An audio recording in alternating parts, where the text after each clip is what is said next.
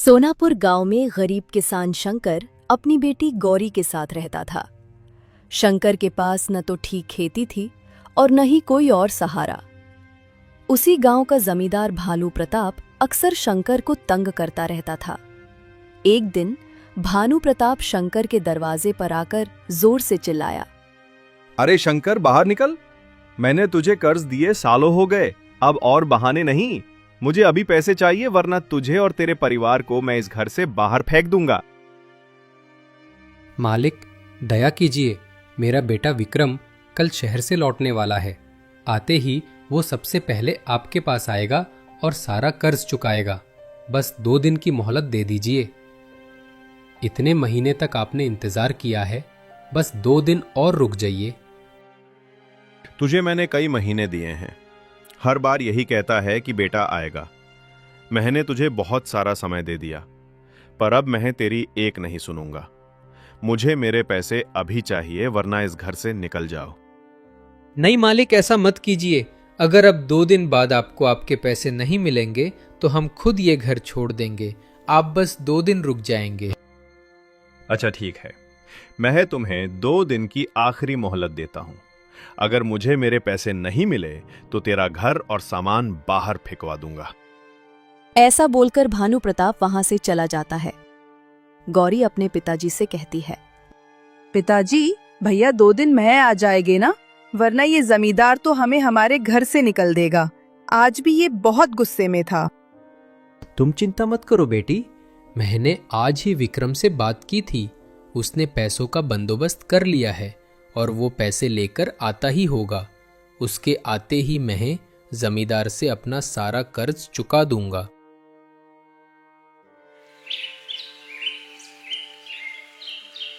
दो दिन बीत गए।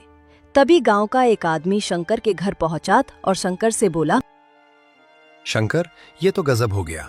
खबर आई कि जिस कारखाने में विक्रम काम करता था, वहां भीषण आग लग गई और कोई भी मजदूर जीवित नहीं बचा। बहुत दुख से कहना पड़ रहा कि विक्रम भी वहीं पर था। ये सुनते ही शंकर और गौरी पर दुखों का पहाड़ टूट पड़ा। कुछ ही समय बाद एक अजनबी गांव में आया। उसके हाथ में सूटकेस था। उसने लोगों से पूछा, अरे भाई साहब, ये बताइए शंकर का घर कहाँ है? पर तुम कौन हो और कहां से आए हो? मैंने तो तुम्हें इस गांव में पहली बार देखा है, और तुम्हें शंकर से क्या काम है? आप तो जानते ही होंगे कि शंकर का बेटा जिस कारखाने में आम करता था, वहां पर भीषण आग लग गई, जिसके विक्रम में भी मृत्यु हो गई। वो तो बेचारा आज गांव आने ही वाला था, पर नहीं पाया। इसलिए मैं उसका सामान और पैसे लेके आया हूं। क्या आप बता सकते हैं शंकर का घर कहाँ है? उसके बेटे ने अपनी मेहनत की कमाई मुझे देकर भेजी थी, ताकि मैं यहां पहुंचा दूं। साथ ही मालिक ने मुआवजे के पैसे भी दिए हैं।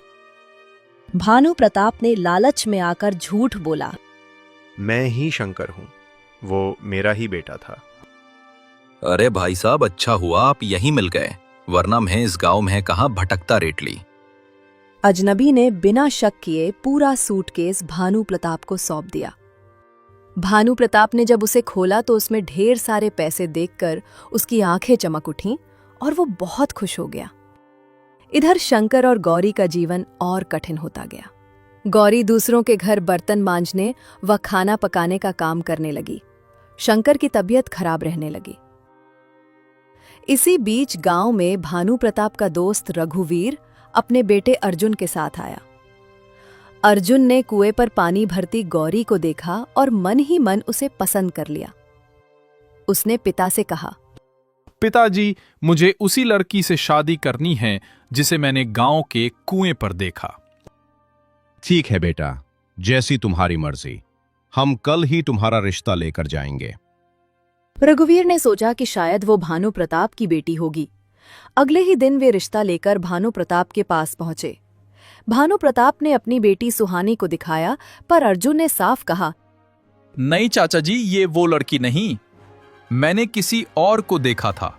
मैंने जिसने देखा था वो उस कुएं के पास खड़ी थी। भानु प्रताप तुरंत समझ गया कि अर्जुन ने गौरी को देखा था। उसने मन ही मन ठान लिया, कहीं ऐसा ना हो कि अर्जुन सचमुच शंकर की बेटी से शादी कर ले। मुझे शंकर को गांव से निकालना ही होगा। ठीक है अर्जुन बेटा, अगर वो मेरी बेटी नहीं है, कोई और है, तो मैं खुद उसको आपके लिए ढूंढ कर लाऊंगा। आप चिंता मत कीजिए। भानु प्रताप, अब हम चलते हैं। तुम्हें हमने तकलीफ दी, उसके लिए हमें माफ कर देना। नहीं रघुवीर, इसमें तकलीफ कैसी? ये तो लिखा हुआ होता है, वही होता है। तुम चिंता मत करना, मैं उस लड़की को ढूंढ लूंगा। कुछ देर बाद रघुवीर अपने बेटे के साथ वहां से अपने घर की तरफ चल देता है।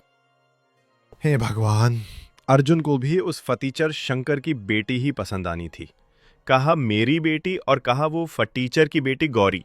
मेरी बेटी की जगह वो गौरी नहीं ले सकती। मुझे जल्दी से जल्दी उस शंकर को इस गांव से निकलना पड़ेगा। अरे मैं तो भूल ही गया, उस आदमी से वो सूटकेस तो मैंने ले लिया था जिसमें विक्रम के भेजे हुए सारे पैसे थे जो शंकर को नहीं मिले। अब मैं कल ही जाके शंकर से अपना कर्ज वापस मांग लूंगा और ना देने पर उन्हें इस गांव से निकाल दूंगा। अरे ओ शंकर, मैं तुम्हारे साथ इतने दिनों से अच्छा बन के रह रहा है तो तुम इसका गलत फायदा उठा रहे हो। मुझे पता है, अभी ही तुम्हारा बेटा गुजरा है, इसलिए मैंने तुमसे पैसे नहीं मांगे, पर अब बहुत वक्त हो चुका है। अब मुझे मेरा कर्ज चाहिए। जमींदार जी, मैं इतने सारे पैसे एक साथ कैसे लौटाऊंगा? मुझ पर थोड़ी दया कीजिए। नहीं, अब मुझे कुछ नहीं पता। मुझे मेरा कर्ज वापस लौटा दो, और अगर नहीं लौटा तो ये घर खाली करके यहां से चले जाओ। मैं इस घर के बदले मेरा कर्ज पूरा ले लूंगा। नहीं मालिक, ऐसा मत कीजिए। इस घर के अलावा मेरे पास कुछ नहीं है। मैं इस घर को छोड़कर कहाँ जाओगे? ये मुझे कुछ नहीं पता। मुझे अभी ये घर खाली चाहिए, वरना मैं मेरे आदमियों से कह के तुम्हें धक्के मार के ये घर खाली करवा दूंगा। शंकर के पास कोई चारा न होने के कारण वो अपनी बेटी गौरी के साथ वहां से चले जाते हैं और जंगल में जाकर एक छोटी सी झोपड़ी बनाकर उसमें रहने लगते हैं। पर इसके चलते शंकर की तबीयत खराब होती गई और इसके चलते गौरी लकड़ी बेचने का काम करके घर चलने लगती है। बेटी, मैं बहुत खुशकिस्मत हूँ कि मुझे तेरी जैसी बेटी मिली, और एक मेरी वजह से तुझे कितनी मुश्किलों का सामना करना पड़ रहा है। पिताजी, आप ऐसा मत बोलिए।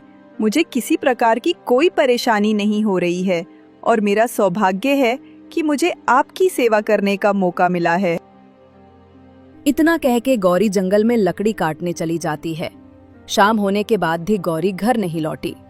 इतने में ही शंकर इंतजार करते करते थक चुका था। सुबह से शाम होने को आई है, पर अब तक मेरी बेटी घर नहीं लौटी है। कहीं गौरी कोई परेशानी में तो नहीं फंस गई है? मुझे अभी उसे जाकर ढूंढना चाहिए। इतना कहकर शंकर गौरी को ढूंढते ढूंढते जंगल की ओर निकल पड़ता है। इतने में एक पेड़ के पास तबीयत खराब होने के कारण शंकर नीचे गिर जाता है। इसी दुरा गौरी अपने घर पहुंच जाती है। अर्जुन भी गौरी को ढूंढते ढूंढते शंकर के पास पहुंच जाता है और बोलता है, अरे बाबा, आप ठीक तो हैं? आप इस स्थिति में जंगल में क्या कर रहे हैं? बेटा, मेरी बेटी जंगल में लकड़ियां लेने गई थी, पर अब तक वो लौटी नहीं थी। इसलिए उसे ढूंढने के लिए ही मैं जंगल में आया था और यहाँ मुझे चक्कर आ गए। कोई बात नहीं बाबा, आप मुझे आपके घर का पता बताएं, मैं आपको आपके घर छोड़ देता हूं। अर्जुन ने उसकी मदद की और उसके घर तक पहुंचा। तभी उसकी नजर गौरी पर पड़ी और वो समझ गया कि यही वही लड़की है जिसे उसने कुएं पर देखा था। हे भगवान, तेरा लाख लाख शुक्र है कि तूने मुझे इन बूढ़े बाबा की मदद करने के लिए भेजा था। मुझे ये लड़की मिल गई, वरना मुझसे भानु प्रताप की लड़की से शादी करनी पड़ती। पिताजी, आप ठीक तो हैं? आप कहाँ चले गए? बेटा, मैं तुझे ही ढूंढता ढूंढता जंगल में गया था, पर वहां मुझे चक्कर आ गए थे। भला हो इस नौजवान का, इसने मेरी मदद की और यहाँ तक लेके आया। आपका बहुत बहुत धन्यवाद। आपने मेरे पिताजी की मदद की। बाबा, आप यहाँ गांव से दूर इस जंगल में छोटी सी झोपड़ी बनाकर क्यों रह रहे हैं? शंकर ने अपनी पूरी आप बीती अर्जुन को सुनाई। बेटे विक्रम की मौत, मुआवजे का पैसा न मिलना और जमींदार का जुल्म। ये सुनकर अर्जुन चौंक गया और बोला, कारखाना मेरा ही था, मैंने सब परिवारों को मुआवजे के पैसे भिजवाए थे, तो फिर आपको क्यों नहीं मिले? बेटा, अगर मुझे पैसे मिलते तो हम यहां इस चौपड़ी में क्यों रहते? बाबा, ऐसा कैसे हो सकता है? मैंने अपने आदमी के साथ 2 लाख रुपए भिजवाए थे। जरूर कुछ तो गड़बड़ है। आप चिंता मत कीजिए, मैं आपके पैसे आपको दिलवा कर रहूंगा। अर्जुन ने खोजबीन करवाई। उसने अपने भेजे हुए आदमी से गांव में पता लगवाया कि उसने किसको पैसे दिए। तब सच सामने आया कि भानु प्रताप ने ही खुद को शंकर बताकर सारे पैसे हड़प लिए थे। ये सुनकर अर्जुन क्रोधित हो उठा। वो भानु प्रताप के घर पहुंचा और सबके सामने सच उगलवा लिया। भानु प्रताप शर्म से झुक गया और मान लिया कि उसने पैसों के लालच और बेटी के मोह में ये सब किया। इतने में वहां रघुवीर भी पहुंच गया और भानु प्रताप को बहुत सुनाया। इसके बाद अर्जुन ने शंकर को सारे पैसे वापस दिलवाए और साथ ही रघुवीर ने अर्जुन के लिए गौरी का हाथ विवाह के लिए मांगा। शंकर राजी हो गया। शंकर ने आशीर्वाद देते हुए कहा, बेटा, तूने हमें इंसाफ दिलाया है। आज मुझे लगता है कि भगवान देर से ही सही न्याय जरूर करता है। और पूरे गांव ने देखा कि कैसे सच और ईमानदारी ने लालच और झूठ पर जीत पाई।